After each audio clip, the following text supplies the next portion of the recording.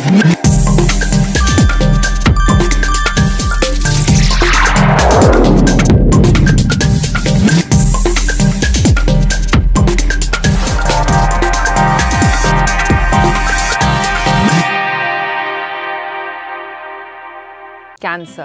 कितना लोडेड शब्द है ना।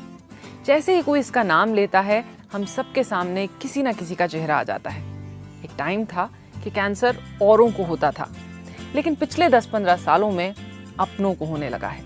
लेकिन ट्रीटमेंट का खर्च अब भी बहुत लोगों की पहुंच के बाहर है। हम सब उन केसेस के बारे में जानते हैं, अक्सर सुनते हैं, जहां लोगों ने अपने इन्वेस्टमेंट्स, अपने एसेट्स, यहाँ तक कि अपने घर तक बेच दिए to save a loved one. अब कैंसर ना होने की टिप तो मेरे पास नहीं है, लेकिन कैंसर से रिलेटेड फाइनेंशियल ट्रॉमा को अवॉइड करने की टिप जरूर है।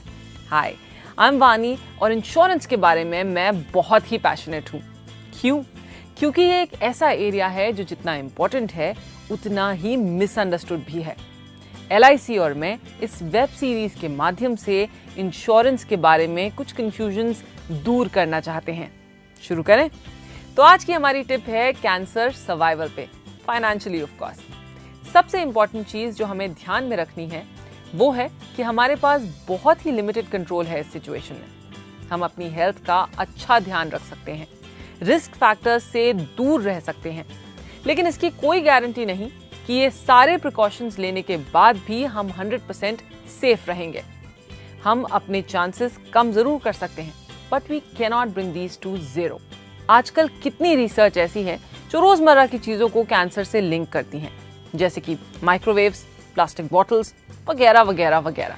हमें लगता है कि केवल स्मोकिंग और तंबाकू जैसी जानलेवा आदतों से दूर रहें तो हम कैंसर से भी दूर हैं, मगर अफसोस कि अब ऐसा नहीं है। सो इट्स एक्सट्रीमली इम्पोर्टेंट कि हम रेगुलर मेडिकल चेकअप्स कराएं। जितना अर्ली डिटेक्शन उतना बेटर प्रोग्नोसिस और उतना ही छोटा ट्रीटमेंट। सेकंड, अपने लिए एक कैंसर कवर पॉलिसी जरूर लीजिए। यस, क्योंकि यही एक ऐसा एरिया है जहां आपकी मेडिकल पॉलिसी भी कम पड़ सकती है। एक तो अमाउंट की बात है, और दूसरा ये कि वो अमाउंट किन चीज़ों में खर्च कर सकते हैं आप।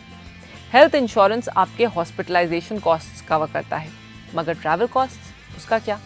प्री हॉस्पिटलाइजेशन ट्रीटमेंट्स जैसे कीमोथेरेपी, क्योंकि कैंसर का इलाज अलग है, इसकी ज़रूरतें भी अलग होती हैं, और इसीलिए LIC ने कैंसर कवर प्लान को कुछ हटके बनाया है। कैंसर पेशेंट्स की पहली जरूरत कैश इन हैंड, ट्रीटमेंट के लिए ही नहीं मगर ट्रीटमेंट से रिलेटेड हर छोटे बड़े खर्च के लिए। कई बार हम जिस शहर में होते हैं उस शहर में स्पेशलाइज्ड कैंसर हॉस्पिटल्स होते ही नहीं। कितनी फैमिलीज ऐसी हैं जिनको शहर बदलने पड़ते हैं, क्योंकि अक्सर कैंसर का ट्रीटमेंट 1-2 साल तक चलता है।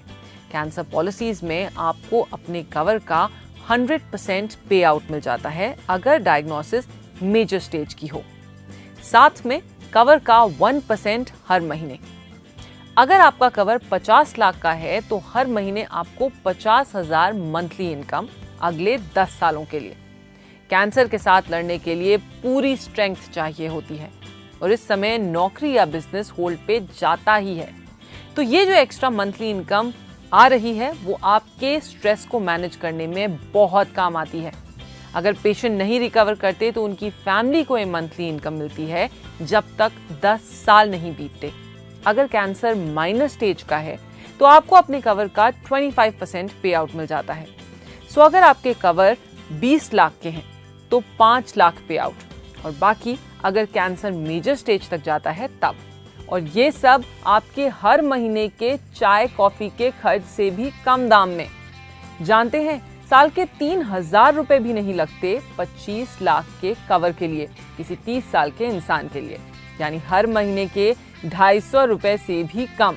कैंसर कवर फैमिली के किसी बुजुर्ग की तरह ही है, समय आने पर पीछे नहीं हटता, और वो सब करते हैं जिनकी जरूरत है, बिना किसी कहा सुनी के। डायग्नोसिस से लेकर मंथली इनकम तक आपको बस डायग्नोसिस रिपोर्ट LIC की ब्रांच में सबमिट करनी होती है with no extra paper work. सुन के ही रिलीफ हुआ ना? इमेजिन कीजिए कि लाइफ के उस टाइम पे जब सारा फोकस रिकवरी पे रखना हो, ऐसा एक्चुअली हो पाए। आधी लड़ाई तो आप वहीं जीत जाते हैं जब पैसे का स्ट्रेस नहीं होता। ना किसी और पे डिपेंड रहने की ज़रूरत, ना जिंदगी भर की मेहनत के बनाए हुए एसेट्स को तोड़ने की ज़रूरत। तो सोचिए और अपनी फैमिली से इस बारे में बात कीजिए। ये बातें अनकंफर्टेबल ज़रूर हैं, मगर ज़रूरी भी हैं।